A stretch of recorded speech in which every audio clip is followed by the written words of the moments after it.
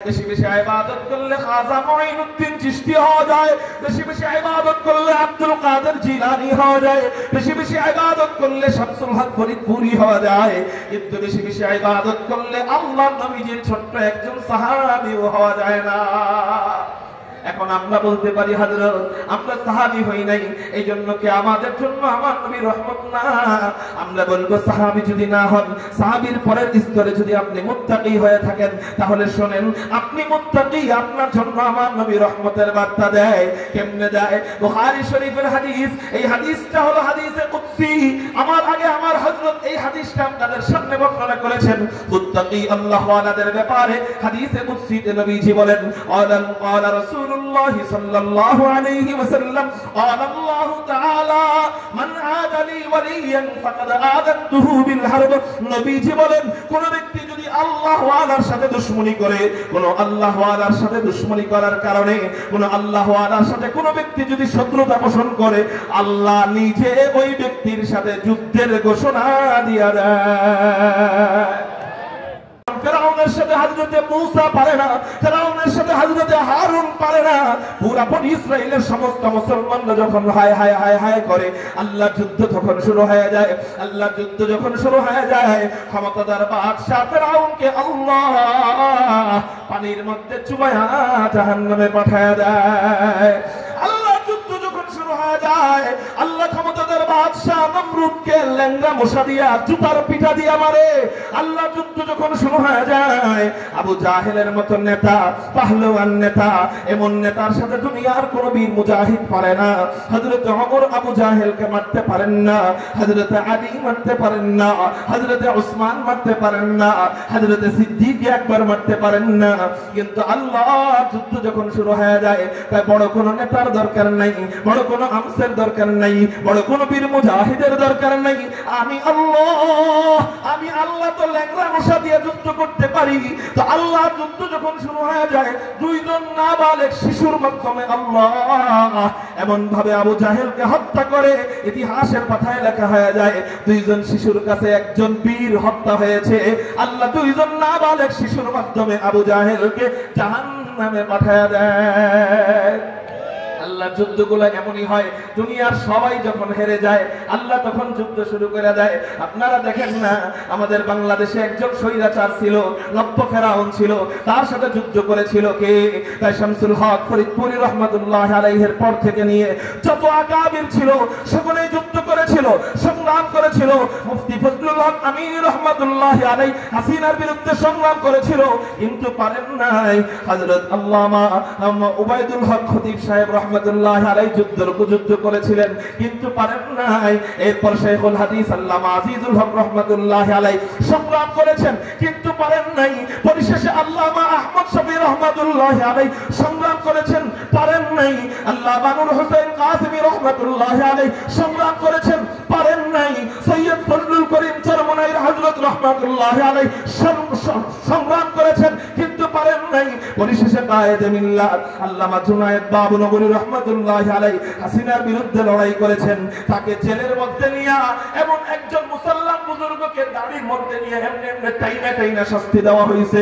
এমনকি বাংলার উলামায়ে কেরামদেরকে জেলের মধ্যে নিয়ে জীবিত অবস্থায়, হুশ থাকা অবস্থায়, বেহুশ অবস্থায় না, হুশ থাকা অবস্থায় প্লাস দিয়া চাপ দিয়া তাদের নখগুলো উঠানো হয়েছে, প্লাস দিয়া চাপ দিয়া তাদের লজ্জা স্থানগুলোও কেজো করে দেওয়া হয়েছে। আল্লামা জুনায়েদ বাবুনগরী রহমাতুল্লাহ আলাইহির খাদেম মাওলানা ইনআমুল হাসান ফারুকী ভাইয়ের লজ্জা স্থানে চাপ দিয়া লজ্জা স্থানকে ওয়াকেজো করে দেওয়া হয়েছে, ইনজেকশন দিয়া ক্যান্সার বানিয়ে দেওয়া হয়েছে। বর্তমানে এই বেচারা ইন্ডিয়া চিকিৎসাধীন অবস্থায় আছে। এই অবস্থা যখন আলেম ওলামাদের সাথে করে, সমস্ত আলেমদেরকে যখন জেলের মধ্যে ঢুকায়া টর্চারিং করা শুরু করে দিল, আলেমদেরকে ধর্ষণের মামলা দিয়ে দিল, আলেমদেরকে খুনের মামলা দিয়ে দিল, আলেমদেরকে জঙ্গির মামলা দিয়ে দিল। সব আলেম যখন কোণঠাসা হয়ে যায়, সব আলেমের জবান যখন বন্ধ হয়ে যায়, বিএনপির জবান বন্ধ হয়ে যায়, জামাতের জবান বন্ধ হয়ে যায়, হেফাজতের জবান বন্ধ হয়ে যায়, জাতীয় পার্টির জবান বন্ধ হয়ে যায়, সব তার জবান যখন বন্ধ করে ফেলে, কেউ যখন তার সাথে যুদ্ধ কইরা কুলায় উঠবে এমন কেউ যখন নাই, আমরা সবাই ধরেই নিছিলাম এই তৃতীয়বার নির্বাচনের পরে আমাদের জবান দিয়ে আওয়াজ বের হয়েছিল, মনে হয় আর কেউ নামাইতে পারবে না। আল্লাহ কয়, আমি আল্লাহ তো যুদ্ধের জন্য আছি, আমার ওলিদের বদদুয়া নিবে আর আমি আল্লাহ তারে টিকায় রাখবো, এটা তো হইতে পারে না। আল্লাহ যখন যুদ্ধ শুরু করা যায়, বড় কোনো নেতার দরকার নাই, বড় কোনো দলের দরকার নাই, হায় হায় হায় হায়, বড় কোনো আমসের দরকার নাই, বড় কোনো কেডারের দরকার নাই। আল্লাহ স্কুলের নাবালেগ শিশুদের মাধ্যমে এমন এক গণঅভ্যুত্থান উঠায়া দেয়, এই ছোট বাচ্চাদের এক আন্দোলনে এক একটা স্বৈরাচার কুকুর আর শিয়ালের মতো দেশ থেকে বিদায়ী হয়। কেন কেন কেন কেন এত এত অপমান কেন? নামাজ তো কত মানুষ পড়ে না, নামাজ না পড়লে তো এত অপমান হয় না, রোজা তো কত মানুষ রাখে না, এত অপমান তো কেউ হয় না, হ্যাঁ চুরি তো কত মানুষই করে, এত অপমান তো কেউ হয় না। আল্লাহ তোদেরকে এত অপমানিত কেন করে? একমাত্র কারণ, তোদেরকে এত অপমানিত করার একমাত্র কারণ, আলেমদেরকে তোরা বুড়ান বউ দেখাইছস। আলেমরা কত বলছিল দ্বীনের পথে আয়, মূর্তি বানাইস না। তোরা বলছিলি আলেমরা আমাগো শত্রু, আমাগো বাপরে দেখতে পারে না, এই জন্য মূর্তির বিরুদ্ধে কথা বলে। আজকে সেই মূর্তির মাথার মধ্যে আলেমরা পেশাব করতে গেছে না, তবু দলের পোলাপান পেশাব করতে যায়। এই জন্যই বলে এগুলা সব, এই সব অপমান, এই সব অপমান হয় একমাত্র কারণ, মান আদালি ওয়ালিয়ান ফাকাদ আযানতুহু বিল হারব। আল্লাহ ওয়ালাদের সাথে দুশমনির পরিণাম। আল্লামা আহমদ শফির বদদুয়ার ফসল, কায়েদে মিল্লাত জুনায়েদ বাবনগরীর বদদুয়ার ফসল, আল্লামা নূর হোসেন কাসেমীর বদদুয়ার ফসল। এদের বদদুয়া যখন ওদের গায়ে লাগা যায়, আল্লাহ কিছুদিনের জন্য ছাড় দেয়, মাগার ছেড়ে দেয় না। শিয়াল তো থাকার মতো গর্ত খুঁজে পায়, ওদের অবস্থা আল্লাহ এমন করে দিছে, বিচারপতি মানিক চোরারা এরা ঘুমানোর মতো একটা কলা পাতাও খুঁজে পায় না। আল্লাহ ওদের জন্য এত অপমানের ব্যবস্থা করে দিছে। সালমান এফ রহমানকে যখন গ্রেফতার করে, নতুন লুঙ্গির মধ্যে টয়লেট করে দিছে। নতুন লুঙ্গির মধ্যে সালমান এফ রহমান কি করে দিছে? টয়লেট করে দিছে। আপনাদের একটু কষ্ট বেশি লাগবে কেন? আপনাদের জন্য অবদান হাসিনার বেশি, এটা স্বীকার করি। এই এলাকার মানুষের জন্য রাস্তাঘাট যে হয়েছে, এটা অনেক বড় নিয়ামত, স্বীকার করি। কিন্তু রাস্তা তো ট্রাম্পেও বানায়, রাস্তা তো ওবামাও বানায়, তাই বলে আমি কি ওবামারে আল্লাহ বানায় দিতে পারবো? ইসলামের পক্ষে যে যাবে আমরা তার পক্ষে কাজ করব। ইসলামের বিরুদ্ধে আগামীতেও যদি কোনো স্বৈরাচার আসে, সেটা হোক বিএনপির শুরুতে আসুক, সেটা হোক জামাতের শুরুতে আসুক, সেটা হোক আওয়ামী লীগের শুরুতে আসুক, সেটা হোক জাতীয় পার্টির শুরুতে আসুক, যদি কেউ আলেমদের বিরুদ্ধাচরণ কইরা এই দেশ চালাইতে চায়, উলামায়ে কেরাম যদি রক্ত দেওয়ার জন্য আপনাদেরকে ডাক দেয়, কারা কারা নিজের তাজা রক্ত ঢেলে দিয়ে প্রস্তুত আছেন? আল্লাহু আকবার।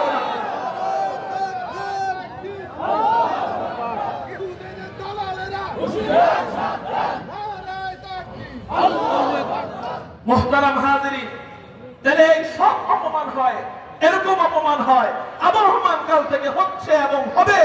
এই 1450 বছর আগে জানায় গেলেন নবীজি এই অপমান হবে কেন? ওলিদের সাথে দুশমনি করেছে। কাদের সাথে? ওলিদের সাথে। জীবনে আল্লাহ ওয়ালাদের সাথে দুশমনি করে কাজ করবে? আল্লাহ আমাদেরকে বুঝার তৌফিক দান করুন। তাহলে ওলিদের ব্যাপারে এই রহমতের বার্তা 1400 বছর আগে যে মহামানব দিয়ে গেলেন, সেই মহামানবের নাম কি? হাদিকুল ফখর রাসূল, ইমামুল আম্বিয়া, সাইয়্যিদুল আম্বিয়া, সাইয়্যিদুল খলায়েক, আহমদ মুজতবা, মুহাম্মাদুর রাসূলুল্লাহ সাল্লাল্লাহু আলাইহি ওয়াসাল্লাম। তাহলে বোঝা গেল আমার নবীজি আল্লাহ ওয়ালাদের জন্য রহমত। একটু চিৎকার দিয়ে বলেন সুবহানাল্লাহ। মানুষদের মধ্যে 4 নম্বর শ্রেণী হযরত আমরা মুত্তাকি হইতে পারি নাই। তাহলে কি হইছেন? হযরত আমরা মুমিন বান্দা হইছি। মুমিন আলাদা, মুত্তাকি আলাদা। আমার আগে হযরত তাকওয়া নিয়ে চমৎকার বয়ান করে গিয়েছেন। তাকওয়া অবলম্বন করলে দুনিয়াতে ফায়দা কি, আখিরাতে ফায়দা কি, আলহামদুলিল্লাহ আপনারা জেনেই গিয়েছেন। তাকওয়ার পরের স্তরই হলো মুমিন বান্দারা। মুমিনদের জন্য আমার নবীজি কেমন রহমত। ইবনে মাজাহ শরীফের হাদিসের কিতাবের মধ্যে হযরত আব্দুল্লাহ ইবনে ওমর বর্ণনা করেন। হযরত আব্দুল্লাহ ইবনে ওমর বলেন, রাআইতু রাসূল রাসূলুল্লাহ সাল্লাল্লাহু আলাইহি ওয়াসাল্লাম ইয়াতুফু বিল কাবা। হযরত আব্দুল্লাহ ইবনে ওমর রাদিয়াল্লাহু তাআলা আনহু বলেন, আমি হুজুর আকরাম সাল্লাল্লাহু আলাইহি ওয়াসাল্লামকে দেখলাম তিনি কাবা শরীফ তওয়াফ করতেছিলেন। কাবা তওয়াফ করার সময় নবীজি কাবাকে উদ্দেশ্য করে বলতে লাগলেন, মা আতিয়াবাকি, হে কাবা তুমি কতই না উত্তম, ও মা আতিয়াবারি হাকি, হে কাবা তোমার ঘ্রাণ কতই না আকর্ষণীয়, ও মা আযমাকি, হে কাবা তুমি কতই না মহান, ও মা আযমা হুরমাতাকি, হে কাবা তোমার সম্মান আল্লাহর কাছে কতই না উঁচু। কে বলতেছেন? কে? নবীজি। কাকে বলতেছেন? কাবাকে। এই কাবা তোমার সম্মান আল্লাহর কাছে কতই না উঁচু, কিন্তু কাবা তুমি কি জানো তোমার চেয়েও আল্লাহর কাছে দামি কে, তোমার চেয়েও আল্লাহর কাছে প্রিয় কে? নবীজি নিজেই প্রশ্ন করেন, আবার নিজেই জবাব দেন, ওয়াল্লাযী নাফসু মুহাম্মাদিন বিয়াদি, যেই সত্তার হাতে আমি মুহাম্মদের জীবন, সেই সত্তার শপথ করে বলতেছি রে কাবা, লা হুরমাতুল মুমিনি আযমু ইনদাল্লাহি হুরমাতাম মিন কিমালিহি ওয়া দামিহি। ও কাবা, একজন মুমিনের জান, একজন মুমিনের মাল, একজন মুমিনের সম্মান, ও কাবা তোমার চেয়েও আল্লাহর কাছে কোটি গুণ বেশি। الحمد لمن قدر خيرا وخبالا والشكر لمن صور حسنا وجمالا فرد صمد عن صفة الخلق بريء فرد صمد عن صفة الخلق بريء رب أزلي خلق الخلق كمالا मैं ढूंढ रहा कहाँ है दरबार इलाही मैं ढूंढ रहा कहाँ है दरबार इलाही मोहब्बत में तेरा दम बदम रखना है मौला मोहब्बत में तेरा दम बदम रखना है मौला मोहब्बत में तेरा दम बदम रखना है मौला तेरा नाम मदीना है तेरी नाम में मरना हमें तो दोस्त बना ले हमें तू मस्ती बना दे आमीन बोले ना आमीन हमें तो दोस्त बना ले हमें तू मस्ती बना ले हमें तू प्यार बना ले हमें तू यार बना ले हमें तू प्यार बना ले हमें तू यार बना ले तू खुदावंद यमीनी तू खुदावंद शिमाली तू खुदावंद यमीनी तू खुदावंद शिमाली तू खुदावंद अराधी तू खुदावंद समावी तू खुदावंद अराधी तू खुदावंद समावी तू खुदा मालिक फिरदौस खुदा खालिक तू ना तू खुदा मालिक फिरदौस खुदा खालिक तू ना तू न फरमानो के रहमान तू गुनहगारों के गफ्फार तू न फरमानो के रहमान तू गुनहगारों के गफ्फार चित्कार दिया बोली ना अल्लाहु अकबर तेरे मोमिনের জন্য আমার নবী রহমত জোরে বলেন সুবহানাল্লাহ মুমিনকে কাবার চেয়ে দামি বললেন নবীজি তার মানে আমার নবী মুমিনের সম্পর্কে রহমতের বার্তা দিয়ে নবীজি মুমিনের জন্য রহমত হয়ে গেলেন মানুষের মধ্যে 5 নাম্বার শ্রেণী উলামায়ে কেরাম চিৎকার দিয়ে বলেন কারা আলেমদের জন্য আমার নবী রহমত কিভাবে 1 নাম্বার শ্রেণী খলিফা 2 নাম্বার শ্রেণী সাহাবায়ে কেরাম 3 নাম্বার শ্রেণী মুত্তাকি বান্দা 4 নাম্বার শ্রেণী মুমিনগণ 5 নাম্বার শ্রেণী হলো উলামায়ে কেরামগণ উলামায়ে কেরামদের ব্যাপারে নবীজি তিরমিজি শরীফের হাদিস জানায় দেয় قال رسول الله صلى الله عليه وسلم يشفع يوم القيامه ثلاثه নবীজি বলেন আল্লাহ আসরের ময়দানে 3 প্রকার ব্যক্তিকে সুপারিশের অনুমতি দিবেন চিৎকার দিয়া বলেন কয় প্রকার ব্যক্তিকে এই 3 প্রকার ব্যক্তি কারা নবীজি বলেন 1 নাম্বার হলো আল আম্বিয়া 1 নাম্বার হলো নবীগণ আল্লাহর কাছে হাসরের ময়দানে সুপারিশের অনুমতি পাবেন 2 নাম্বার সুম্মাল উলামা 2 নাম্বার উলামায়ে কেরামগণ আল্লাহর কাছে সুপারিশের অনুমতি পাবেন 3 নাম্বার সুম্মা শুহাদা, আল্লাহর রাস্তায় জিহাদ করে যারা শহীদ হবে এই শহীদগণ আল্লাহর কাছে সুপারিশের অনুমতি পাবেন। এক নাম্বার আমার সাথে বলেন নবীগণ। কারা? মোট 12 প্রকার ব্যক্তি হাসরের ময়দানে সুপারিশের অনুমতি পাবে। কয় প্রকার? এটা আমার ক্ষুদ্র জেহেনে আমি এই কয়েকজন বের করতে পারছি, আরো থাকতে পারে আমি জানি না। আজকে 3-4 প্রকার ব্যক্তি জানাই দিলাম। প্রথম 3 প্রকার। এক নাম্বার আল আম্বিয়া, নবীগণ সুপারিশ করবে। নবীগণ কাদের ব্যাপারে সুপারিশ করবে? যেই নবী তার উম্মতের ব্যাপারে করবে। কার? উম্মতের ব্যাপারে। 2 নাম্বার সুম্মাল উলামা, উলামায়ে কেরামগণ সুপারিশ করবে। সুবহানাল্লাহ জোরে বলেন। আওয়াজ হয় নাই, আকাশ পাতাল প্রকম্পিত করে চিৎকার দিয়ে বলেন আল্লাহু আকবার। উলামায়ে কেরামগণ কাদের ব্যাপারে সুপারিশ করবে এটা একটু পরে বলতেছি, আরেকটু সামনের দিকে আসেন। 3 নাম্বার সুম্মা শুহাদা, শহীদগণ সুপারিশ করবে। শহীদগণ কার ব্যাপারে সুপারিশ করবে? বলে শহীদগণ কমপক্ষে 70 জনের ব্যাপারে সুপারিশ করবে। কয় জনের ব্যাপারে? 70 জনের ব্যাপারে সুপারিশ করবে। তাহলে নবীরটা জানলাম, শহীদদেরটা জানলাম, মাঝখানে আলেমরা কাদের ব্যাপারে সুপারিশ করবে? নবীজি বুখারী শরীফের এক হাদিসের মধ্যে বলেন লোকেরা আসবে আলেমদের কাছে হাসরের ময়দানে, আয়েশা বলবে আমি তোমাকে ওযুর পানি দিয়ে সাহায্য করছিলাম। ওই আলেম ওই ব্যক্তির জন্য সুপারিশ করবে, তাকে জান্নাতে নিয়ে যাবে। এটার মাকসাদ কি? এটার মাকসাদ নবীজির ওই হাদিস। নবীজি বলেন তুমি যদি জান্নাতি হইতে চাও তাহলে কুন আলিমান, তুমি আলেম হও। যদি আলেম হইতে না পারো আও মুতাআল্লিমান, আলেমের ছাত্র হও। যদি আলেমের ছাত্র হইতে না পারো আও মুস্তাঈনান, আলেমকে সাহায্য করো।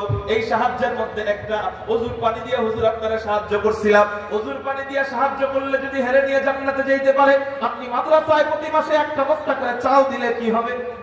আপনারে ফালায়া জান্নাতে যাবে। প্রতি বছর টাকা দিলে আপনারে ফালায়া জান্নাতে যাবে।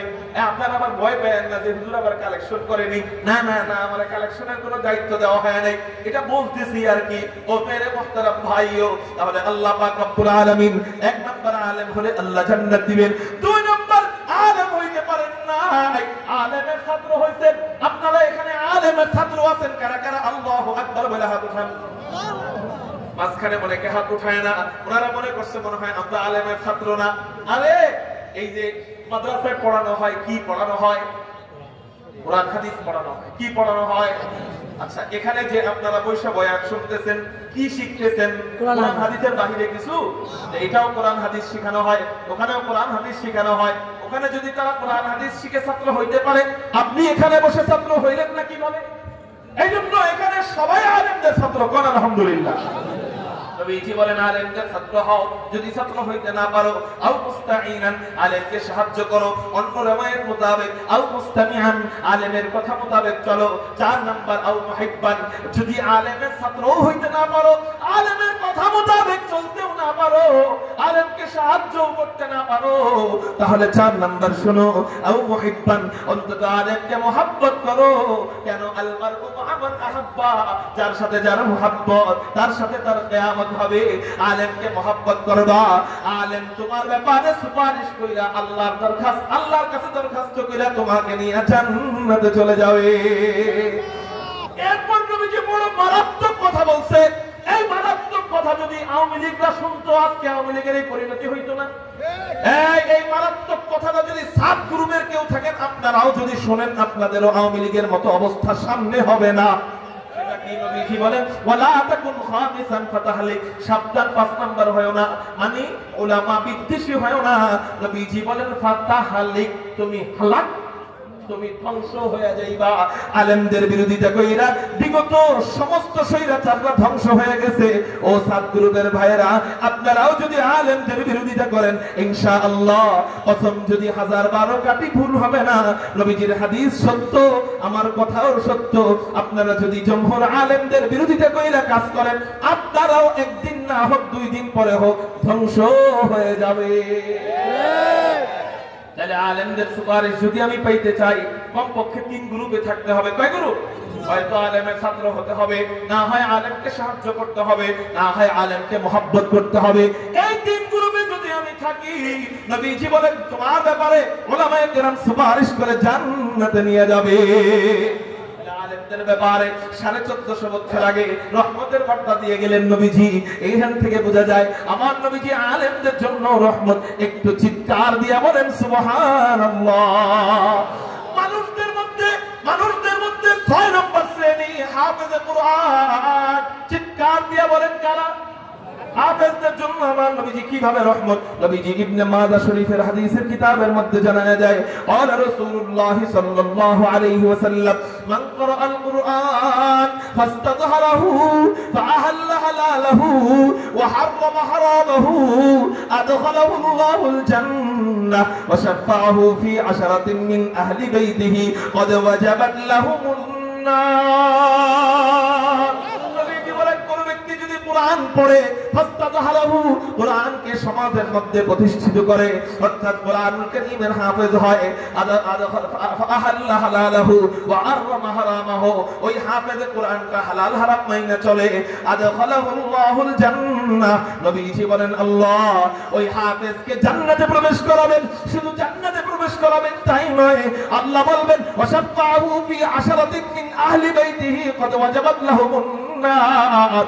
ও হাফেজ যা যা যা, তোর পরিবার থেকে যেই কয়েকজন জাহান্নামে চলে গেছে এমন পরিবারদের থেকে, জাহান্নামীদের থেকে 10 জনকে বাছাই করে জান্নাতে নিয়ে যা। এজন্য বলে কি ভাই, সব ওয়াজ মুখস্থ থাকবে না, সব বয়ান মুখস্থ রাখা জরুরিও না। একটা বয়ান যদি এটা মুখস্থ রাখেন, এই 2-3 মিনিটের কথা এখন যেটা বলবো, এই বয়ান যদি আপনি আমল করেন ইনশাআল্লাহ আপনি জান্নাতি হয়েই যাবেন ইনশাআল্লাহ। ইনশাআল্লাহ বলবো, আমল করবেন ইনশাআল্লাহ। সেটা হলো জান্নাতে যাওয়ার জন্য কয়েকটা টিকিট কেটে রাখেন। এটা বুদ্ধিমানের কাজ। কেমনে? একজনে ইন্ডিয়া যাবে, রেলগাড়ির টিকিট কাটছে একটা বাজে টিকিট কাটছে। কয়টা বাজে?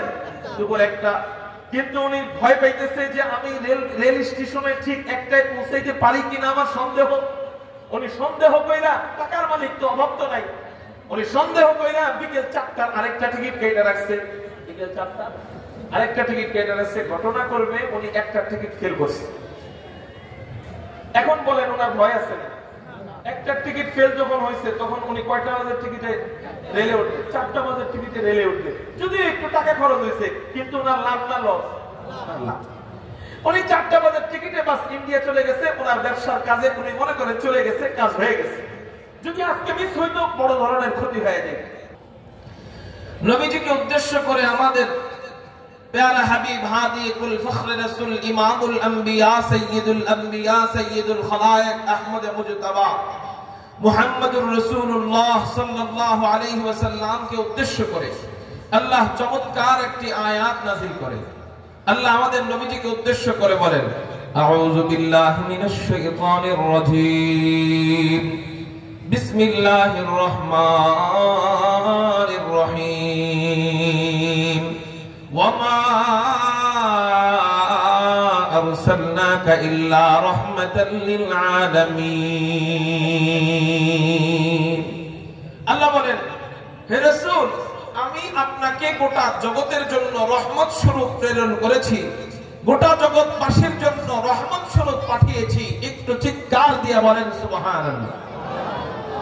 রহমত স্বরূপ আমাদের নবী এসেছেন। রহমত শব্দের অর্থ হলো দয়া। জোরে বলেন কি? আমাদের নবীজিকে আল্লাহ দয়া দিয়ে পাঠিয়েছেন গোটা জগতের জন্য। গোটা জগৎ মানে আল্লাহর যত সৃষ্টি আছে সমস্ত সৃষ্টিকুলের জন্য আমার নবী রহমত। আল্লাহর কত সৃষ্টিকুল আছে এটা আমরা জানি না। কেউ বলেন 18,000 কোটি মাখলুকাত, এটা একেবারে হাসা হাসা মিছা কথা। এরকম কোন রিওয়ায়াত, কোন যঈফ হাদিসেও পাওয়া যায় না যে 18,000 কোটি মাখলুকাত আল্লাহ বানিয়েছেন। এটা সত্য নয়। আল্লাহ কত কোটি মাখলুক বানিয়েছেন একমাত্র ভালো জানেন কে? আল্লাহ। যত কোটি মাখলুক বানিয়েছেন সব মাখলুকের খালিক আল্লাহ, সব মাখলুকের রহমত মুহাম্মদুর রাসূলুল্লাহ সাল্লাল্লাহু আলাইহি ওয়াসাল্লাম। এখন সব মাখলুক নিয়ে যদি আলোচনা করতে যাই, আলোচনা লম্বা হয়ে যাবে। প্রথম কথা, সব মাখলুক জানিও না। দ্বিতীয় কথা, যতটুকু জানি অতটুকু নিয়ে আলোচনা করা যাবেও না। আজকে শুধু বলবো, মানুষ মাখলুকের মধ্যে সর্বশ্রেষ্ঠ মাখলুক, জীবের মধ্যে সর্বশ্রেষ্ঠ সেরা জীব, আশরাফুল মাখলুকাত মানুষ। এই মানব জগতের জন্য, মানুষ জগতের জন্য আমার নবী কিভাবে রহমত। কি জগতের জন্য? জগতের হিসাব নাই, জগৎ কত আল্লাহ ভালো জানে। এই জগতের থেকে একটি জগৎ হলো মানব জগৎ। এই মানব জগতের জন্য আমার নবী কিভাবে রহমত। আজকে আলোচনার বিষয়বস্তু এটা, আমার নবী মানব জগতের জন্য কিভাবে রহমত। এটা বলতে গেলে আগে বুঝতে হবে মানুষদের মধ্যে এক শ্রেণী না, বিভিন্ন শ্রেণী আছে। যেমন মানুষদের মধ্যে কেউ সাহাবী, মানুষদের মধ্যে কেউ আল্লাহ ওয়ালা মুত্তাকি বান্দা, মানুষদের মধ্যে কেউ মুমিন বান্দা, মানুষদের মধ্যে কেউ আলেম, মানুষদের মধ্যে কেউ গায়রে আলেম, মানুষদের মধ্যে কেউ হাফেজ, মানুষদের মধ্যে কেউ গায়রে হাফেজ, মানুষদের মধ্যে কেউ পিচ্চি বাচ্চা, শিশু বাচ্চা, মানুষদের মধ্যে কেউ ইতিম বাচ্চা, মানুষদের মধ্যে কেউ যুবক, মানুষদের মধ্যে কেউ বুড়ো, মানুষদের মধ্যে কেউ পুরুষ, মানুষদের মধ্যে কেউ নারী, মানুষদের মধ্যে কেউ মুসলিম, মানুষদের মধ্যে কেউ অমুসলিম। বলেন মানুষদের মধ্যে এক শ্রেণী না অনেক শ্রেণী? আমার নবীজি কোন শ্রেণীর জন্য রহমত? উত্তর, সব শ্রেণীর জন্য রহমত। কিভাবে? মানুষদের মধ্যে সর্বপ্রথম যে শ্রেণীটাকে আনতে হয়, নবীদের পরে সবচেয়ে দামি শ্রেণী কারা? সাহাবায়ে কেরাম। সাহাবীদের মাঝে আবার সবচেয়ে দামি হলো আল্লাহর নবীর খলিফারা। এই খলিফা কয়জন ছিলেন? 4 জন। কারা? হযরত সিদ্দিক আকবর আবু বকর রাদিয়াল্লাহু তাআলা আনহু, হযরত ওমর রাদিয়াল্লাহু তাআলা আনহু, হযরত উসমান রাদিয়াল্লাহু তাআলা আনহু, হযরত আলী রাদিয়াল্লাহু তাআলা আনহু। এই 4 জন খলিফা। এত শুধু নাম বললাম, যদি পরিচয় বলি পুরো বয়ান শুধু পরিচয় দিয়ে শেষ হয়ে যাবে, বয়ান শেষ হবে না। এজন্য পরিচয় দিব না, সংক্ষেপে সংক্ষেপে কবির ভাষায় তাদের পরিচয়টা একটু তুলে ধরবো। কবি বলেন, দুনিয়ায়ে সখাওয়াত মে তেরা নাম রহেগা, দুনিয়ায়ে সখাওয়াত মে তেরা নাম রহেগা, सिद्दीक तेरा नाम से इस्लाम रहेगा, दुनियाए अदालत में तेरा नाम रहेगा। আপনারা ইশারা বুঝেন? চিৎকার দিয়া বলেন আল্লাহু আকবার। दुनियाए अदालत में तेरा नाम रहेगा,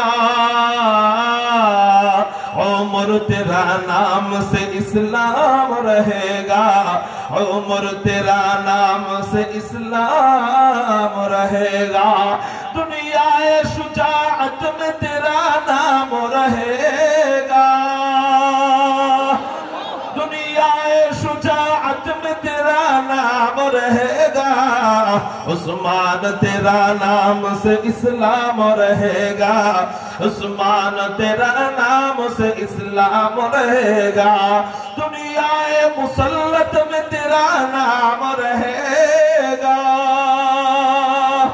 दुनियाए मुसल्लत में तेरा नाम रहेगा, अली तेरा नाम से इस्लाम रहेगा, अली तेरा नाम से इस्लाम रहेगा।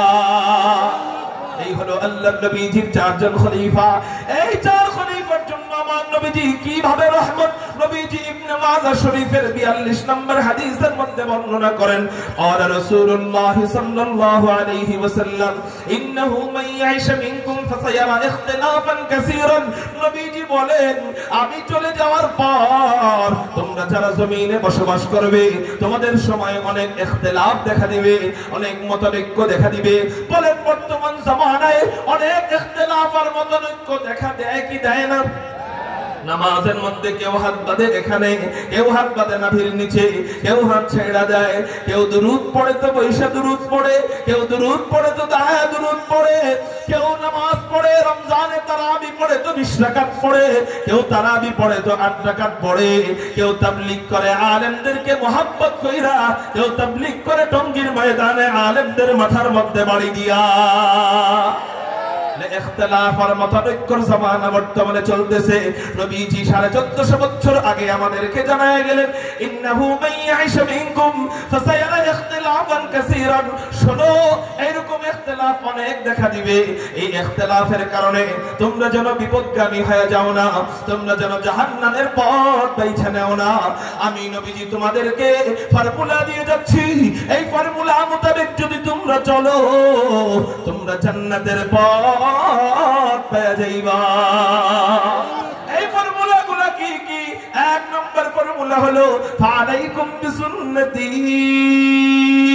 এক নম্বর ফর্মুলা হলো তোমরা আমি নবীজির সুন্নতকে আঁকড়ে ধরবা। তোমাদের পারিবারিক জীবন, ব্যবসায়িক জীবন, চাকরির জীবন, সামাজিক জীবন, রাষ্ট্রীয় জীবন, ব্যক্তিগত জীবন, সমস্ত জিন্দেগিতে আমি নবীজির সুন্নতকে ফলো করবা। দুই নম্বর ফর্মুলা হলো সুন্নাতুল খুলাফা এর রাশিদিন আল মাহদীন। তার ফর্মুলা হলো আমি যে খলিফাদেরকে রেখে যাচ্ছি জান্নাতের সুপথ প্রাপ্ত খলিফা, হেদায়েত প্রাপ্ত খলিফা, এই খলিফাদের সুন্নতকে তোমরা আঁকড়ে ধরবা তো তোমরা জান্নাতের পথ পেয়ে যাইবা। আচ্ছা, নবীজি যে খলিফার কথা বললেন এই খলিফারা কয়জন? এই খলিফার পরিচয় একটু আগে সংক্ষেপে দিয়েছি। এই খলিফাদেরকে নবীজি বললেন আল খুলাফা আর রাশিদিন আল মাহদীন। নবীজি এই খলিফাদের ব্যাপারে বললেন এরা সুপথ প্রাপ্ত। চার খলিফার ব্যাপারে নবীজি কি বললেন? সুপথ প্রাপ্ত, জাহান্নামের পথ না জান্নাতের পথ, কুপথ জান্নাতের পথ না জাহান্নামের পথ, আর সুপথ জাহান্নামের পথ না জান্নাতের পথ। নবীজি তাদেরকে তাদের ব্যাপারে জানায় গেলেন তারা হেদায়েত প্রাপ্ত, তারা সুপথ প্রাপ্ত, তারা সঠিক পথে রয়েছে। তো যাদের ব্যাপারে নবীজি তার জীবদ্দশায় সার্টিফিকেট দিয়ে গেলেন এরা সুপথ প্রাপ্ত, এরা জান্নাতি, এই ব্যক্তিদের জন্য আমার নবীজি গজব স্বরূপ না রহমত স্বরূপ? এই ব্যক্তিদের জন্য কি করে বলেন? রহমত। তাহলে আমি পাইলাম আমার নবীজি মানুষদের জন্য কিভাবে রহমত। মানুষদের মধ্যে এক নম্বর শ্রেণী চার খলিফার জন্য আমার নবীজি রহমত দলিলের সাথে পাইলাম। একটু চিৎকার দিয়ে বলেন না আলহামদুলিল্লাহ। মানুষদের মধ্যে দুই নম্বর শ্রেণী সমস্ত সাহাবায়ে কেরাম, সমস্ত সাহাবীদের জন্য আমার নবীজি কিভাবে রহমত। সমস্ত সাহাবীদের ব্যাপারে নবীজি অন্য হাদিসের মধ্যে বলেন ক্বালা রাসূলুল্লাহ সাল্লাল্লাহু আলাইহি ওয়াসাল্লাম আসহাবী কান নুজুম। নবীজি বলেন আমার একজন সাহাবী হলো আসমানের তারকারাজির মতো। আগের জামানায় বণিকরা জাহাজ চালাইতো, বলে তারকা দেখা দেখা রাত্রে বেলা তাদের কাঙ্ক্ষিত স্থানে পৌঁছাইতো। এই তো আপনারা পদ্মা আপনাদের কাছে, এই পদ্মার সময় আমাদের দাদারা অনেক সময় মাছ ধরতে যাইতো, বলে রাত্রে বেলা তাদের কাঙ্ক্ষিত স্থানে পৌঁছাইতো। এখন এই শাস্ত্র নিয়ে গবেষণা নাই, আগে তারকার শাস্ত্র নিয়ে গবেষণা হইতো। আগের জামানার মুরব্বীরা তারকা দেখা দেখা বলতে পারতো যে অমুক এলাকা অমুক জায়গায়, অমুক এলাকা অমুক জায়গায়। এই নবীজি এই তারকার সাথে সাহাবায়ে কেরামদেরকে তুলনা দিয়ে বললেন আসহাবী কান নুজুম ফাবিআইহিম ইকতাদাইতুম ইহতাদাইতুম। আমার একজন সাহাবী আসমানের তারকারাজির মতো। শোনো শোনো শোনো, ফাবিআইহিম ইকতাদাইতুম, যে কোনো একজন সাহাবীকে ফলো করবা ইহতাদাইতুম তো হেদায়েত পাওয়া যাইবা। তাহলে এখানে নবীজি সব সাহাবীদের ব্যাপারে বললেন তাদেরকে ফলো করলে আমরা হেদায়েত পাবো। তো যাদের ব্যাপারে বললেন তাদেরকে ফলো করলে আমরা হেদায়েত পাবো, তারা কি জাহান্নামী না জান্নাতি? শুধু এই হাদিস থেকে আমরা তাদেরকে জান্নাতি প্রমাণ করতে শুধু এই হাদিসই প্রয়োজন নাই, আরো হাদিস আছে। শুধু এই হাদিস বললেই হবে না, আরো হাদিস আছে। কোরআনুল কারীমের আয়াতও আছে। শুধু এই হাদিস দিয়ে দলিল দিয়েই ক্ষান্ত থাকতে পারবো না, আরো হাদিস যদি চান আরো হাদিস দিতে পারবো। আল্লাহ অন্য আয়াতের মধ্যে কোরআনুল কারীমের মধ্যে বলেন উলাইকাল্লাযীনা ইমতাহানাল্লাহু কুলুবাহুম লিত্তাকওয়া লাহুম মাগফিরাহ ওয়া আজরুন আযীম। আমি সাহাবীদের অন্তরের পরীক্ষা নিয়েছি, তো কি হয়েছে? ওই পরীক্ষার ফলাফল আমি আল্লাহ ঘোষণা করতেছি লাহুম মাগফিরাহ। আমি আল্লাহ ফলাফলের পরেরটা ঘোষণা দিয়ে দিলাম। ফলাফল কত এটা দেওয়ার দরকার নাই, আমি আল্লাহ পুরস্কার ঘোষণা দিয়ে দিলাম। তাদের জন্য আমি মাওলা ক্ষমার ঘোষণা দিয়ে দিলাম। আল্লাহর এক আয়াতে বলেন তোমরা ঈমান আনবা কাদের মতো? আল্লাহ বলেন আমিনু কামা আমানান নাস, তোমরা ঈমান আনো, সাহাবায়ে কেরামদের মতো ঈমান আনো। আল্লাহ আমাদের ঈমান আনার মানদণ্ড বানায় দিলেন সাহাবীদেরকে। নবীজি আমাদেরকে আমল করার মানদণ্ড বানায় দিলেন সাহাবীদেরকে। এই জন্য আমরা আহলুস সুন্নাত ওয়াল জামাত, আমরা নবীজির সুন্নতকেও ফলো করি এবং সাহাবায়ে কেরামদের জামাতকেও ফলো করি। যারা সাহাবায়ে কেরামদেরকে মেয়ারে হক হিসাবে মানতে চায় না, আল্লাহর কসম করে বলি এরা আহলুস সুন্নাত ওয়াল জামাত হইতে পারে না। বড় জোর হইতে পারে আহলুস সুন্নাত, কিন্তু আমি বলি নামের আহলুস সুন্নাত হইলেও নবীজির হাদিস মোতাবেক আমল না করার কারণে এরা মুস্তাখে রাসূল, এরা আহলুস সুন্নাত ওয়াল জামাত হইতে পারে না। সাহাবায়ে কেরামদেরকে ফলো করি না, ঈমানকে তাদের মতো করতে হবে, এই ঘোষণা শুধু নবীজির না আল্লাহর। তাহলে আমরা সাহাবায়ে কেরামদের বিরুদ্ধে কথা বলি, কোন মৌলবী আমি হয়ে গেছি, কত বড় মৌলবী আমি হয়ে গেছি, আবার নামের শুরুতে মুফাসসির লাগাই, কোরআনের পাখি লাগাই। সাহাবায়ে কেরামদের বিরুদ্ধে যে মুখ কথা বলবে ওই জবানের জুতা পিটা দাও। আল্লাহ আমাদেরকে হেফাজত করুক বলি আমিন।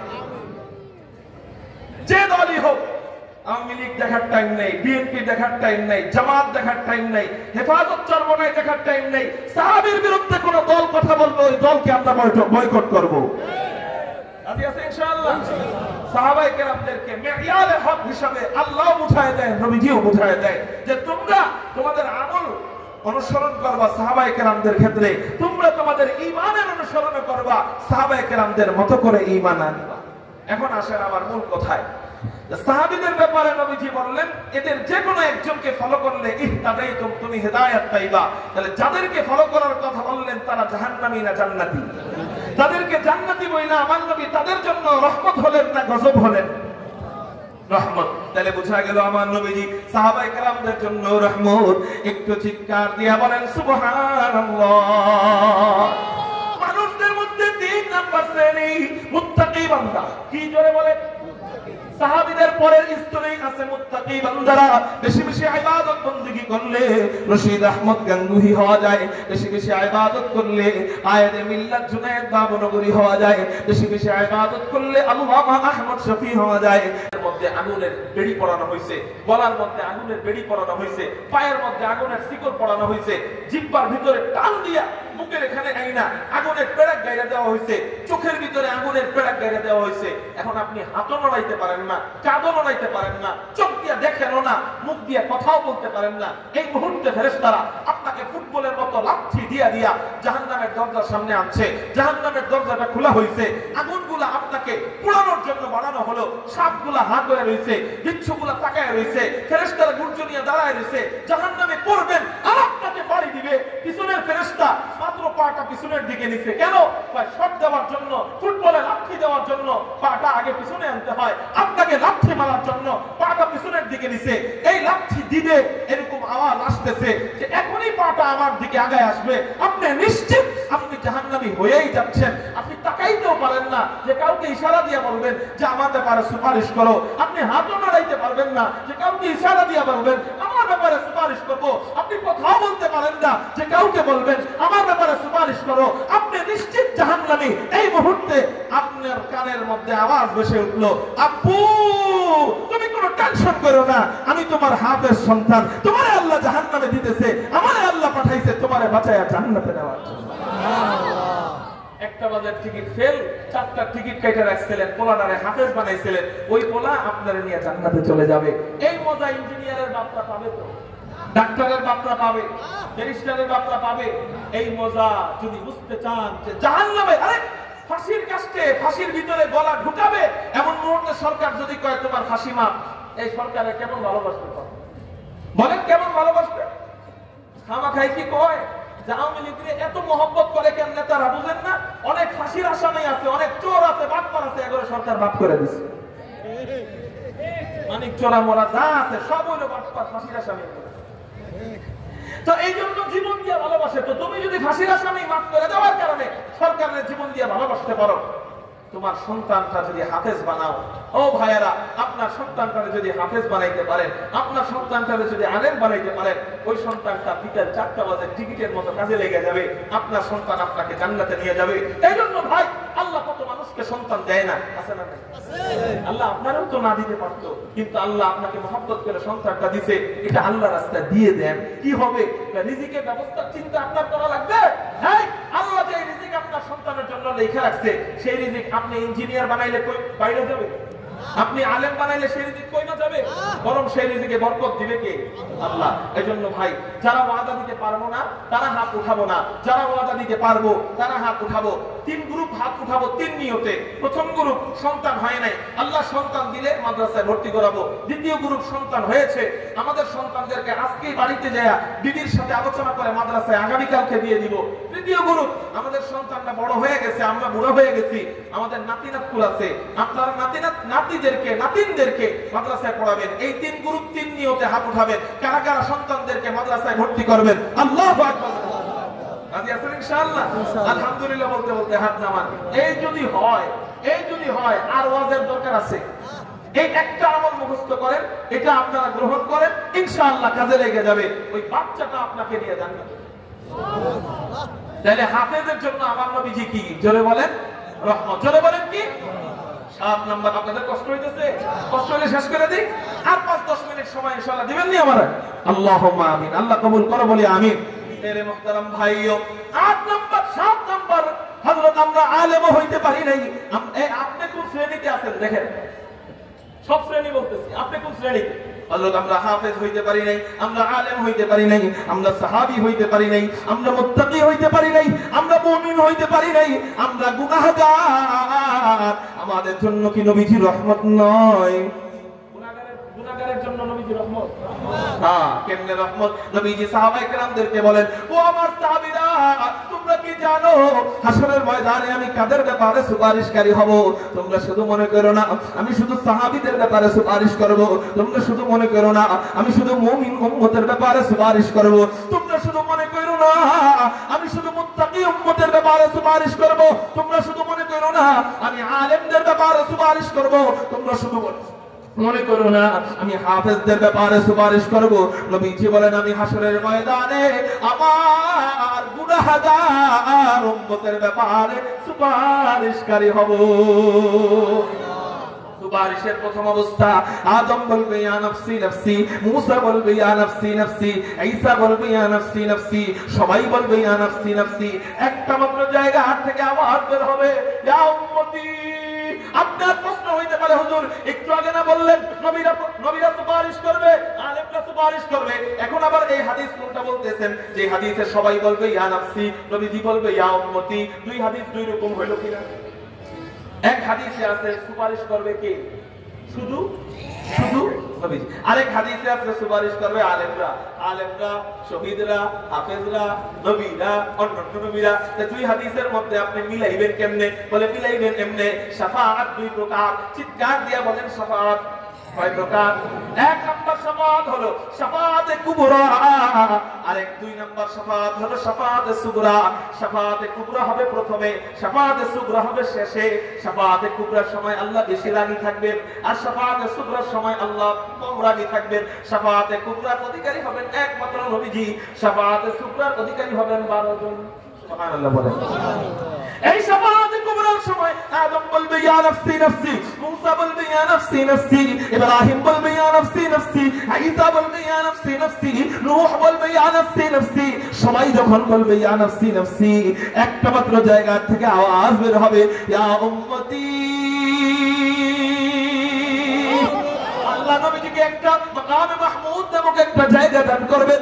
আল্লাহ কুরআনুল কারীমের মধ্যে বলেন, ওয়া মিনাল লাইলি ফাতাহাজ্জাদ বিহি নাফিলাতান লাক আসা আইয়াবাসাকা রাব্বুকা মাকামান মাহমুদা। আল্লাহ নবীজিকে মাকামে মাহমুদ নামক একটা জায়গা দান করবেন। এই মাকামে মাহমুদ হলো উড়ন্ত যানবাহনের মতো। এই মাকামে মাহমুদে নবীজি দাঁড়ায়া তার আপন উম্মতের ব্যাপারে সুপারিশ করবেন। আল্লাহ সর্বপ্রথম যখন নবীজিকে বলবেন, রাসূল মাকামে মাহমুদ আপনার জন্য বানাইলাম, আপনি মাকামে মাহমুদে চড়েন। নবীজি বলবেন, আল্লাহ আপনি আমারে মাকামে মাহমুদে চড়তে বলেন না। আল্লাহ আবার বলবেন, রাসূল মাকামে মাহমুদে চড়েন। নবীজি আবারও আল্লাহর কাছে দোয়া করবেন, আল্লাহ আপনি আমারে মাকামে মাহমুদে চড়তে বলেন না। নবীজি আল্লাহ আবারও বলবে, রাসূল তুমি মাকামে মাহমুদে চড়ো। নবীজি চিন্তা করবেন, বন্ধুত্বের খাতিরে 2 বার না করা গেছে, কিন্তু দ্বিতীয়বার না করলে বেয়াদবি হয়ে যাবে। এই জন্য কোন রকম হিকমত অবলম্বন করবেন। হাতটা মাকামে মাহমুদের উপরে উঠায়া বলবেন, আল্লাহ এই যে মাকামে মাহমুদে উঠছি, আল্লাহ বলবেন রাসূল মাকামে মাহমুদ এটা আমি তোমার জন্য বানাইলাম, তুমি মাকামে মাহমুদে চড়তেছো না কেন, গরিমসি করতেছো কেন? নবীজি বলবেন, আল্লাহ এই মাকামে মাহমুদ আমার জন্য বানাইছেন আমি জানি, কিন্তু এই মাকামে মাহমুদটা হলো উড়ন্ত যানবাহনের মতো। আমার ভয় হয় এই মাকামে মাহমুদে যদি আমি বসি, এই মাকামে মাহমুদ যদি আমাকে একা দিয়া উড়াল দিয়া জান্নাতে চলে যায়, আমার গুনাহগার উম্মতের অবস্থা কি হবে? আমার গুনাহগার উম্মতের ব্যাপারে ফয়সালা হওয়ার আগ পর্যন্ত আমি নবীজি মাকামে মাহমুদে চড়ব না। শাফিঈ রোজে জাযা ওয়া খতিবে আম্বিয়া, শাফিঈ রোজে জাযা ওয়া খতিবে আম্বিয়া, সাহেবে হওজ লিবাজিল্লে খুদা রোজে আতীক, সাহেবে খুলকে আযীম ওয়া জহরে জুদে আবীব, সাহেবে খুলকে আযীম ওয়া জহরে জুদে আবীব, आयते रहमत के शाने उरऊ बस्तो रहीम, आयते रहमत के शाने उरऊ बस्तो रहीम, रहमतुल लिल आलमी खान दश खुदा बंदे करीम, रहमतुल लिल आलमी खान दश खुदा बंदे करीम। হবে না, সবার বলতে হবে আল্লাহু আকবার।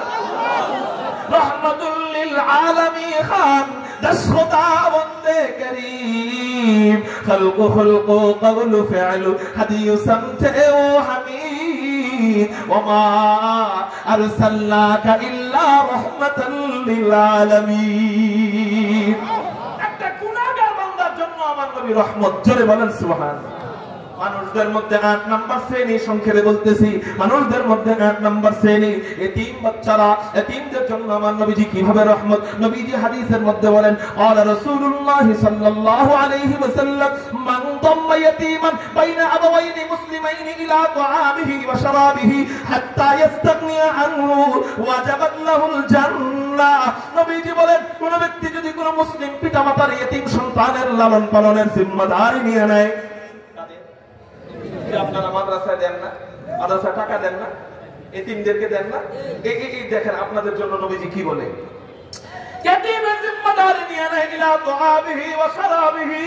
নবীজি বলেন তার খানাপিনার সাথে এতিমের খানাপিনাটাকে শরীক করে, হাত্তা ইয়াস্তাগনি আনহু, স্বাবলম্বী হওয়ার আগ পর্যন্ত, এতিম কামাই করার আগ পর্যন্ত ওই এতিমের জিম্মাদারি কোন ব্যক্তি নিয়ে নেয়, নবীজি বলেন ওয়াজাবাত লাহুল জান্নাহ, সে মারা যাওয়ার পরে ভবিষ্যতে আল্লাহ তাকে জান্নাত দিবে। বিষয়টা এমন নয় এতিমকে দেওয়ার সাথে সাথে আল্লাহ তার জন্য জান্নাতকে ওয়াজিব করে দেয়। বুঝা গেল 8 নাম্বার শ্রেণী মানুষদের জন্য আমার নবী কিভাবে রহমত। এটা বলতে চাই, বলতেছিলাম মানুষদের মধ্যে 8 নাম্বার শ্রেণী এতিমদের জন্য আমার নবী রহমত। একটু চিৎকার দিয়ে বলেন সুবহানাল্লাহ। 9, 10, 11 এই তিনটা শ্রেণী এক হাদিসের মধ্যে পাওয়া যায়। 9 নাম্বার ঘুমন্ত ব্যক্তির জন্য আমার নবী রহমত, 10 নাম্বার পাগলের জন্য আমার নবী রহমত, 11 নাম্বার শিশু বাচ্চার জন্য আমার নবী রহমত। নবীজি ইবনে মাজাহ শরীফের হাদিসের মধ্যে বলেন রুফি আল কলামু আন সালাসাতিন, 3 ব্যক্তির ব্যাপারে গুনাহের কলম উঠিয়ে দেওয়া হয়। কয় ব্যক্তির ব্যাপারে? 3 ব্যক্তির কোনো গুনাহ নাই। 3 ব্যক্তির কোনো কি নাই? 1 নাম্বার ব্যক্তি নবীজি বলেন আনিন্নাইমি হাত্তা ইস্তাইকিযা, ঘুমন্ত ব্যক্তি যতই গুনাহ করুক আল্লাহ ঘুমের ভিতরের কোনো গুনাহ ধরবেন না। ঘুমের ভিতরে যদি শিরকি বাক্য বলে ফেলে, ঘুমের ভিতরে যদি কুফরি বাক্য বলে ফেলে, আল্লাহ কোনো গুনাহ লিখবে না। কত জামাই বউ ঝগড়া লাগে, ঝগড়া লাগার পরে খালি মনে চায় তালাক দিয়ে দিতে। এমনও আছে ঘুমের ভিতরে পেয়ালা তসদ্দ গোষ্ঠী তালাক আছে না নাই? আছে। এটা আমি যাই নাই বলছি, আমার এক মুসল্লি এরকম আমাকে বলছিল, হুজুর ঘুমের ভিতরে আমি তালাক দিছি, তালাক হবে কিনা? তো আমি বলছি না, হবে না। কেন হবে না? ঘুমের ভিতরে শিরকি বাক্য বললে আল্লাহ ধরে না, তো তালাক ধরবে কেন? কথা বলে বুঝেন নাই? তো এটা আমার নবীজির বরকতে নবীজি জানায় দিলেন ঘুমের ভিতরের কোনো গুনাহ আল্লাহ লেখেন না। তাহলে বোঝা গেল একজন ঘুমন্ত ব্যক্তির ব্যাপারও আমার নবীজি ভুলেন না। একজন ঘুমন্ত ব্যক্তির জন্য আমার নবী রহমত। চিৎকার দিয়ে বলেন সুবহানাল্লাহ। 10 নম্বর, সমাজের সবচেয়ে নিকৃষ্ট তুচ্ছ ভাবা হয় যে শ্রেণী, এই শ্রেণীটা হলো পাগল। জোরে বলেন কি? ফকিররেও দেয়, পাগলরেও কেউ দেয় না, ঠিক না? অথচ যেই পাগলরে কেউ দেয় না সেই পাগলরে খাওয়ায় কে? পাগল চাইতে পারে কারো কাছে? পাগল আল্লাহর কাছে চাইতে পারে। ওই পাগলরে যদি আল্লাহ খাওয়াইতে পারে, আমি যদি সুদ বাদ দিয়া ঘুষ বাদ দিয়া আল্লাহর কাছে চাইতে পারি, আল্লাহ আমারে কেন খাওয়াবে না? এটা পাগলরে যদি আল্লাহ খাওয়াইতে পারে, আমাকে কেন খাওয়াবে না? শুধু মাইন্ডটা চেঞ্জ করতে হবে। ওমাইয়া তাওয়াক্কাল আলাল্লাহ ফাহুয়া হাসবু। শুধু আল্লাহর উপর ভরসাটা বাকি। এই ভরসা যদি একবার আল্লাহর উপর হয়ে যায়, যেই আল্লাহ চাওয়া সারা পাগলরে খাওয়ায়, যেই আল্লাহ চাওয়া সারা পেটের বাচ্চাকে খাওয়ায়, সেই আল্লাহ চাইলে তোমাকে কেন দিবে না? পাগলের ব্যাপারে নবীজি বলে, আরে সুবহানাল্লাহ, পাগলের ব্যাপারে আমার রহমত বর্ণনা করা লাগে কিনা? বলে হ্যাঁ, দয়াবানরা সব জায়গায় দয়া করে। মায়ের একটা সন্তান ইঞ্জিনিয়ার, আরেকটা সন্তান ডাক্তার, আরেকটা সন্তান ডক্টর, আরেকটা সন্তান প্রতিবন্ধী। মা যখন গোস্তের টুকরা বাড়ে, ডাক্তাররেও দেয় 5 টুকরা, ইঞ্জিনিয়াররেও দেয় 5 টুকরা, আর ওদিক দিয়ে ব্যারিস্টাররেও দেয় 5 টুকরা, প্রতিবন্ধীরে দিবে 2 টুকরা। কেন দিবে না? ও প্রতিবন্ধী হোক, ও তো আমার সন্তান। নবীজি বলে, আরে পাগল, ও পাগল হোক, ও তো আমারই উম্মত। সবাই যখন ওরে ভুলে যায়, আমি তখন ওর ব্যাপারে জান্নাতের সার্টিফিকেট দিয়ে গেলাম। নবীজি বলেন, ওয়ালিল মুবতালা হাত্তা ইয়াবরা। একজন পাগল যতই গুনাহ করুক, আল্লাহ ওর কোনো গুনাহ লিখবেন না। এমন কি এই হাদিস থেকে বোঝা যায়, কোন ব্যক্তি যদি জন্মের পর থেকে পাগল হয়, মরণ পর্যন্ত পাগল থাকে, পাগল অবস্থায় মারা যায়, আল্লাহ ওই পাগলকে কোনো গুনাহ তো লেখে নাই, ওর তো কোনো গুনাহ নাই, আল্লাহ ওই পাগলকে নিষ্পাপ শিশু বানায়া জান্নাতে ঢুকায় দিবে।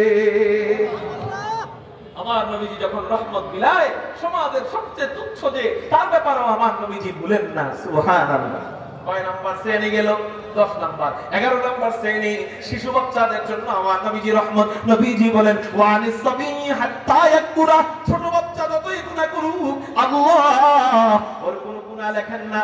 উল্টা কথা আরেক হাদিসে নবীজি বলেন, ছোট বাচ্চা কোনো গুনাহ করে সওয়াবের কাজ করলে, ওই সওয়াবকে আল্লাহ কয় ভাগ করেন? সওয়াবের কাজ ছোট বাচ্চা করলে কয় ভাগ করে? একবার কারে দেয়, আরেকবার কারে দেয়? নবীজি কেমন রহমাতুল লিল আলামিন খান, দশখোতা বন্দে করিম, রহমাতুল লিল আলামিন খান। আমরা তো খালি এতদিন চাই নাই আসছি নবীজি রহমত, কিভাবে ভাঙ্গা ভাঙ্গা রহমত, আমরা এতদিন একটু অনুধাবনের চেষ্টা করি নাই। আজকে ইনশাআল্লাহ আশা করি অনুধাবন হচ্ছে। কি বলেন? ইনশাআল্লাহ, আলহামদুলিল্লাহ। নবীজি বলেন, ওয়ানিস সাবী হাত্তা ইয়াকুরা। ছোট বাচ্চা গুনাহ করলে গুনাহ লেখা হয় না, সওয়াবের কাম করলে সওয়াব লেখা হয়। আপনি মনে মনে বললেন, তো এটা আমার কি লাভ? আমি তো বড় হয়ে গেছি, আমি তো ছোট বাচ্চা নাই, তো আমার কি লাভ? আপনার কি লাভ? শুনেন, ছোট বাচ্চারা নাবালেগ অবস্থায় মাদ্রাসায় দিয়ে দিবেন, ও হাফেজ হবে, কষ্ট করে সব দিব আল্লাহ আপনারে আর আপনার করে। এক মুফাসসির বলেন যে একটা বাচ্চা হাফেজ হইলে 1 খতম কোরআনের সওয়াব হয় না, 25,000 কোরআন খতমের সওয়াব হয়।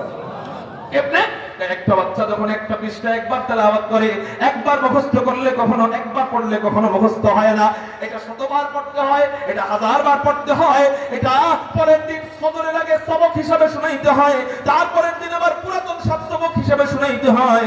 এটা 19 দিন পর্যন্ত শোনায়, 20 নম্বর দিন এটা সবকের পারা হিসাবে শোনায়। এটা যখন পুরাতন হয়ে যায়, আমুকতা হিসাবে শোনায়। প্রতিদিন আসরের আগে তেলাওয়াত করে, প্রতিদিন তাহাজ্জুদে তেলাওয়াত করে, প্রতিদিন প্রতি সপ্তাহে সবিনায় বৃহস্পতিবার তেলাওয়াত করে। এটা আবার রমজানে ইয়াদ করে, রমজানে আবার দ্বিতীয়বার এটা মুখস্থ করা শুরু করে, এটা আবার তারাবির নামাজে দাঁড়ায় দাঁড়ায় তেলাওয়াত করে।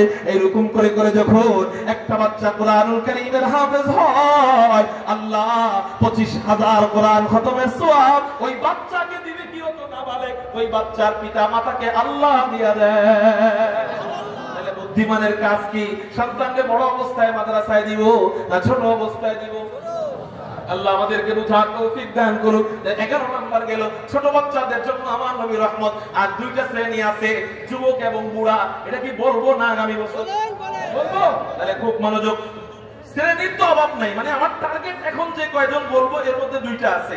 এর মধ্যে 12 নাম্বার শ্রেণী হলো যুবক। এই মুরব্বীরা কিছু কইবেন না, শুধু যুবকরা কোন তো আল্লাহু আকবার। এবার বন্ধ রাখেন, শুধু মুরব্বীরা কোন আল্লাহু আকবার। ফেল হয়ে গেছে, শেষ। আরেকবার কইতে করলে গলা ভেঙে যাবে, পারবেন না, গলা ভাঙবে না তো। মুরব্বিরা কোন আল্লাহু আকবার। এবার যুবকরা ফেল। যুবক শোনো, মনোযোগ আকর্ষণের জন্য কথাগুলো বললাম, খেয়াল করো। যুবকের জন্য আমার নবী রহমত কখন?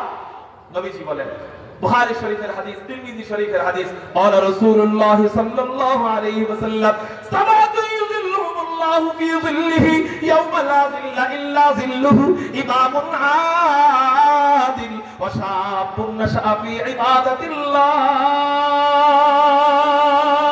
নবীজি বলেন, আল্লাহ হাশরের ময়দানে 7 প্রকার ব্যক্তিকে আরশে আজিমের নিচে জান্নাতি এসিতে ছায়া দিবেন। কোন এসিতে? কোন এসিতে? জান্নাতি। বর্তমানে সূর্য উল্টা, তাপ যেন কম লাগে এই জন্য বর্তমানে সূর্যটা দূরে, তাপ যেন কম লাগে এই জন্য কখনো শীতকাল, তাপ যেন কম লাগে এই জন্য কখনো বৃষ্টির কাল। তারপরেও এত তাপ, এত তাপ, এত তাপ, সূর্যের তাপের কারণে রাস্তার ঢালাই পর্যন্ত উঠে যায়। আসরের ময়দানে সূর্য কোনো দূরেও থাকবে না, সূর্য কোনো উল্টাও থাকবে না, কোনো বৃষ্টিও থাকবে না, কোনো শীতও থাকবে না, আপনার মাথার উপরে থাকবে সূর্য। ওই সময় অবস্থা কেমন হবে? মরণের দোয়া করবেন, কিন্তু মরণ হবে না। জীবিত অবস্থায় সূর্যের তাপে চামড়াগুলো পুড়ে যাবে, মাথার মগজগুলো টকবক করবে। ওই সময় জাহান্নাম থেকে বাঁচতে চাই এই দোয়া না কইরা মানুষ দোয়া করা আরম্ভ করবে, আল্লাহ সূর্য থেকে বাঁচতে চাই, আল্লাহ সূর্য থেকে বাঁচতে চাই। ওই সময় হাজার কোটি কোটি কোটি কোটি কোটি কোটি উম্মতদের থেকে আল্লাহ মাত্র 7 প্রকার উম্মতকে তার আরশে আজিমের নিচে ছায়া দিবে। ওই 7 প্রকার কারা? নবীজি বলেন, 1 নম্বর ইমামুন আদিল, 1 নম্বর ন্যায় বিচারক বাদশা, 2 নম্বর ওয়াশাবুন নাশা ফি ইবাদাতিল্লাহ। ওই যুবক, যে যুবক যৌবন বয়সে আল্লাহর ইবাদত শুরু করে দেয়, এটা বলে না যে বুড়া হলে নামাজ পড়বো, নামাজ পড়তে মনে চায় না, তারপরেও জান্নাতি এসি পাওয়ার জন্য, সূর্যের তাপ থেকে বাঁচার জন্য নামাজ শুরু করে দেয়, এটা বলে না বুড়া হলে দাড়ি রাখবো, দাড়ি রাখাটা শুরু করে দেয় জওয়ানকালে। নবীজি বলেন, আল্লাহ ওই যুবককে তার আরশে আজিমের নিচে ছায়া দান করবে। ওই যুবক হইতে রাজি আছো কারা কারা? আল্লাহু আকবার বলে হাত উঠাও। যদি রাজি হও হাত নামাও, যদি রাজি হও আজকে ওয়াদা দাও, 1 ওয়াক্ত নামাজ আজকে থেকে কাজা করব না। আরেকটা ওয়াদা আমরা দাঁড়ায়া দিব। কিভাবে দিব? দাঁড়ায়া দিব। কিভাবে দিব? নবীর সাথে জান্নাতে যাইতে চাও, যদি নবীর সাথে জান্নাতে যাইতে চাও তাহলে তো নবীর জন্য জীবনও দিতে পারো, তাই না? যারা নবীর জন্য জীবন দিতে পারে এরা নবীর জন্য যদি একটা অঙ্গ আজকে চাই, দিবে কিনা? যেই যুবক নবীর জন্য 1 অঙ্গ দিবে সে নবীর জন্য জীবনও দিতে পারবে। আর যে অঙ্গ দিবে না সে যদি বলে আমি নবীর জন্য জীবন দিব, তাহলে ওরে মুনাফিক মনে হয়, কারণ ও ছোট অঙ্গই দেয় না, ও বড় জীবন কেমনে দিবে? এই জন্য আজকে কিছু যুবক দাঁড়ায় যাবে, যে হযরত আমরা আরশে আজিমের নিচে ছায়া চাই, নবীজির সাথে জান্নাতে থাকতে চাই, নবীজির জন্য আমি আজকে থেকে এই দাড়িতে আর ফুল লাগাবো না, এই দাড়িটা রেখেই দিব। দাড়ি রাখার কারণে যদি আমার বিবি চলে যায় যাক, দাড়ি রাখার কারণে যদি আমার চেহারা খারাপ দেখা যায় যাক, আমি আল্লাহর রাসূলের জন্য যেখানে জীবন উৎসর্গ করতে পারি সেখানে এই অঙ্গটুকু উৎসর্গ করা কোনো ব্যাপার না। কারা কারা নবীজির জন্য এই দাড়িটা রেখে দিবা আর জীবনে কাটবা না? আল্লাহু আকবার বলে 2 হাত। একটু দাঁড়ায় যান, দাঁড়ায় যান, দাঁড়ায় যান, যারা ওয়াদা দিবেন দাঁড়ায় যান। বিল্লাহি তাকবীর, বিল্লাহি তাকবীর। ওয়াদা দিচ্ছি কাকে? জীবন চলে যাব দাড়ি আর কাটবো, বলে জীবন চলে যাব দাড়ি আর কাটবো। আলহামদুলিল্লাহ বলতে বলতে বসে। যুবক, যুবক তোমাকে ওয়াদা দিলাম, ওয়াদা দিলাম তুমি যদি এই নীতির উপরে থাকো আল্লাহ তোমাকে আরশে আজিমের নিচে ছায়া দান করবে। থাকবেন না ইনশাআল্লাহ? তোমারে কোন বলদে কইছে দাড়ি রাখলে খারাপ দেখা যায়? কোন বলদে কইছে তোমারে যে দাড়ি রাখলে খারাপ দেখা যায়? যে কইছে ওটা একটা সমাজের মধ্যে সবচেয়ে বড় আন্তর্জাতিক খ্যাতি সম্পন্ন মোগা। ঠিক না ঠিক? দাড়ি রাখলে কখনো কাউকে খারাপ দেখা যায়? দাড়িওয়ালা ব্যক্তি যত বুড়া হয় তত মনে হয় ফেরেশতার মতো দেখা যায়। রাগ করবেন না, দাড়ি ছাড়া ব্যক্তি যত বুড়া হয় তত হিন্দু ঠাকুরের মতো লাগে। কেন? আল্লামা মুস্তাফুর নবী আসমি হাফিজাহুল্লাহ উনি ব্যাখ্যা করেন, কয় আসামি যখন জেলখানায় যায় চেহারার মলিনতা বাড়ে, সৌন্দর্য কমে। আর জেল থেকে মুক্তি পায় আসামি যখন বাড়িতে যায় চেহারার সৌন্দর্য কমে না বাড়ে? দাড়িওয়ালা ব্যক্তি যত বুড়া হয়, যুক্তি তো বলে যৌবন চলে গেলে চেহারা ভেঙে যাওয়ার কথা, চেহারা খারাপ দেখা যাওয়ার কথা, কিন্তু ছবি মিলায় দেখো তোমার বাবার ছবি জওয়ানকালে যেমন, দাড়ি রাখার কারণে বুড়াকালে আরো সুন্দর। কেন? কয় এই দাড়িওয়ালা ব্যক্তি যত কবরের দিকে যাচ্ছে তত যেন দুনিয়ার থেকে বাইচা, দুনিয়া নামক জাহান্নাম থেকে বাইচা জান্নাতের দিকে আগাইতেছে, এই জন্য চেহারা সুন্দর হয়ে যায়। আর দাড়িওয়ালা ব্যক্তি যত কবরের দিকে যায় তত চেহারা খারাপ হয়। কেন? ও চির দুনিয়ার জান্নাতে, এখন যাইতেছে কবরে জাহান্নামে, এই জন্য চেহারা খারাপ হয়ে যায়। দাড়িতে যদি খারাপ দেখা যায় আমগো মানুষ মাইয়া দেয় না, বরং সমাজে এই কথা প্রসিদ্ধ কথা, হুজুর গো বউরা নাকি বেশি সুন্দরী হয়। ঠিক না ঠিক? কেন? এবং প্রতি 40 সেকেন্ডে পেপার পত্রিকা খোলা যুবক দেখো, প্রতি 40 সেকেন্ডে একটা করে তালাক হচ্ছে বাংলাদেশে। কয় সেকেন্ডে? প্রতি 40 সেকেন্ডে একটা করে তালাক হচ্ছে বাংলাদেশে। কেন তালাক হয়? অশান্তির কারণে হয়। অশান্তির কারণগুলো কি কি? 1 নাম্বার অশান্তির কারণ, জামাই বউরে পছন্দ করে না, বউ আবার জামাইরে পছন্দ করে না। আচ্ছা, এই কারণে যদি তালাক হয়ে থাকে, প্রতি 40 সেকেন্ডে একটা করে তালাক হয়, একটাও হুজুরের তালাক হয় না, সব খেজুরদের তালাক হয়। তাহলে চেহারা সুন্দর হইলেই যদি সে কাছে থাকতো, তাহলে তো তুমি দাড়ি গাইতা, তুমি স্মার্ট, তোমার কাছে বউ থাকতো, তো তোমাকে তালাক বেশি হয়, আমগো তালাক হয় না। কেন? আমাদের দাড়ি থাকার পরে আমাদেরকে আমাদের বিবিরা পছন্দ করে। কেন? বলে হুজুর দাড়ি রেখা খুশি করছে আল্লাহকে, আল্লাহ ওই সংসারকে খুশি করে দেয়। তুমি দাড়ি গাইতা বেজার করছো আল্লাহরে, আল্লাহ তোমার সংসারে অশান্তি দিয়া দেয়। এই জন্য সংসার বেশি দিন টিকে না, টিকলেও যেন জাহান্নামের টুকরা। এই জন্য দাড়ি আর জীবনে কাটবো না তো ইনশাআল্লাহ। হ্যাঁ ভাই হুজুর বিয়ের পরে দাড়ি রাখবো, আগে না। তুমি আরেক কথা, বিয়ের পরে কেন রাখবা? বুদ্ধিমানরা আগে রাখবে। কেন? কয় মেয়ের উপরে কত ভালো এটা তুমি মেয়েকে দেখতে যাওয়ার পরে দেখবা। পাত্রী দেখতে যায় না? পাত্রী দেখতে গেলে তুমি কি দেখো? উপরটা দেখো, কিন্তু মেয়ের দিলটা কত ভালো, ভিতরটা কত ভালো এটা তুমি বুঝবা কেমনে? এটা বুঝতে পারবা দাড়ির মাধ্যমে। কেন? যদি তুমি বড় রেখা মেয়েকে দেখতে যাও, মেয়ে যদি তোমার দাড়িওয়ালা চেহারা পছন্দ করে, তাহলে মনে করবা এই মেয়ের ভিতরে দ্বীনের বুঝ আছে, এই মেয়েকে নামাজ পড়ানো যাবে, এই মেয়ে আমার মায়ের খেদমত করবে, এই মেয়ে আমার বাবার খেদমত করবে, এই মেয়ে আমাকে ছাড়া অন্য কাউকে পছন্দ করবে না, এই মেয়ে বিয়ের পরে আমার খেদমত করবে, আমার মুখে মুখে কথা বলবে না, আমার চোখে চোখে কথা বলবে না, পরকীয়া করবে না। কিন্তু যেই মেয়ে বলবে দাড়িওয়ালা ছেলে পছন্দ করি না, দাড়ির চাচা ছেলে পছন্দ করি, সেই মেয়ে তোমার মা খেদমত জীবনে করবে না, তোমার বাবার খেদমত তোমাকে জীবনে করবে না। যে মেয়ে বলবে দাড়িওয়ালা ছেলে পছন্দ করি না, দাড়ি ছাড়া গামজাখোর পছন্দ করি, সেই মেয়ে পরকীয়ায় লিপ্ত হবে 2 দিন পরে। এজন্য বুদ্ধিমানের কাজ কি? বিয়ের পরে দাড়ি রাখা না আগে দাড়ি রাখা? আগে রাখা মেয়ের ভিতর টেস্ট করবা যে আসলে দাড়িতে যদি পছন্দ করে তাহলে মেয়েটা ঠিক, সে ভালো, সে সালেহা, সে পবিত্র। আল্লাহ বুঝার তৌফিক দান করুন। তাহলে যুবক যদি নবীর সুন্নাত মোতাবেক চলে, যৌবন বয়সে ইবাদত করে, তার জন্য আরশে আজিমের নিচে ছায়া হবে। এই রহমতের বার্তা দিয়ে গেলেন যেই মহামানব, সেই মহামানবের নাম কি? মুহাম্মদ রাসূলুল্লাহ সাল্লাল্লাহু আলাইহি ওয়াসাল্লাম। এখন মুরব্বিরা কইবো হুজুর তো আমগোটা পাখি রাখবেন কেন? আমগোটাও পেয়ে যান। কমনি মুরব্বিদের ব্যাপারে বলবো ইনশাআল্লাহ। মুরব্বিরা আমল করবেন। নবীজি আবু দাউদ শরীফের হাদিসের মধ্যে বলেন, এটাও হাদিসে কুদসি। হাদিসে কুদসি মানে কথা আল্লাহর বলছেন নবীজি। মুরব্বিদের ব্যাপারে নবীজি বলেন, ক্বালা রাসূলুল্লাহ সাল্লাল্লাহু আলাইহি ওয়াসাল্লাম, ক্বালা আল্লাহু তাআলা ইন্নী লা আস্তাহি মিন আবদি ওয়া আমাতি ইয়াশিবু রাসুহুমা ফিল ইসলাম সুম্মা উআযিবুহুমা ফিন নারি বাদা যালিক। নবীজি বলেন, আল্লাহ নবীজিকে বলেছেন, আমার কোন বান্দা বান্দি যদি পাকনা চুল অবস্থায় মারা যায়, পাকনা দাড়ি অবস্থায় মারা যায়, কোন বান্দি যদি পাকা চুল নিয়ে মারা যায়, কোন বান্দা যদি পাকা চুল দাড়ি নিয়ে মারা যায়, সুম্মা উআযিবুহুমা ফিন নারি বাদা যালিক, আমি আল্লাহ ওই বান্দাকে চুল পেকে যাওয়ার কারণে, দাড়ি পেকে যাওয়ার কারণে আমি আল্লাহ কবরে আযাব দিতে লজ্জা পাই। সুবহানাল্লাহ। এই জন্য মুরব্বীরা প্রতি শুক্রবার দিন সেলুনের দোকানে যায় বেড়ারে কইবেন যে এই যে এখানে একটু কালা বানায় দে, এটা একটু কালা বানায় দে। আর জীবনে কইবেন কালা বানাইলে সুবিধা না সাদা রাখলে সুবিধা। এই জন্য আগামী বছর যদি আসি, যদি দাওয়াত দেয়, যদি ডেট মিলে, আসলে দাড়ি ছাড়া যুবক যারা বাধা দিছে দাড়ি রাখবেন, আপনারা দাড়িওয়ালা চেহারা নিয়ে দেখা করতে পারবেন ইনশাআল্লাহ। আল্লাহ তুমি তৌফিক দাও। কয় শ্রেণী গেল মানুষদের মধ্যে? কয় শ্রেণী গেল? 13 শ্রেণী গেল। মুরব্বী সহ কয় শ্রেণী? এখন একটা শ্রেণী না কইলে মহিলারা আবার কাঁদবো, বাস আমার শেষ। তারপরেও মহিলারা কইবো হুজুর আপনারা বৈষম্য বিরোধী আন্দোলন করলেন, আপনারা ওয়াজের মধ্যে বৈষম্য করলেন। কি বৈষম্য? সব পুরুষকে জান্নাতের চৌরাস্তায় নিয়ে গেলেন। আমরা কি কিছুই না? আমাদের জন্য কি নবীজির রহমত না? তাহলে মা বোনদের সম্পর্কে একটা হাদিস বলবো। তাহলে শোনেন, যদি বলি আরে মা বোনরা বলতে পারে হুজুর মোটে একটা হাদিস, আমি বলবো মা বোনদের সম্পর্কে এই এক হাদিস বাকি 13 হাদিসের চেয়ে দামি। আবার আস্তে কোন সুবহানাল্লাহ। এই 13টা হাদিসে একটাও কি বলছি নবীজির কাছাকাছি জান্নাতে থাকা যাবে এমন কোন হাদিস বলছি?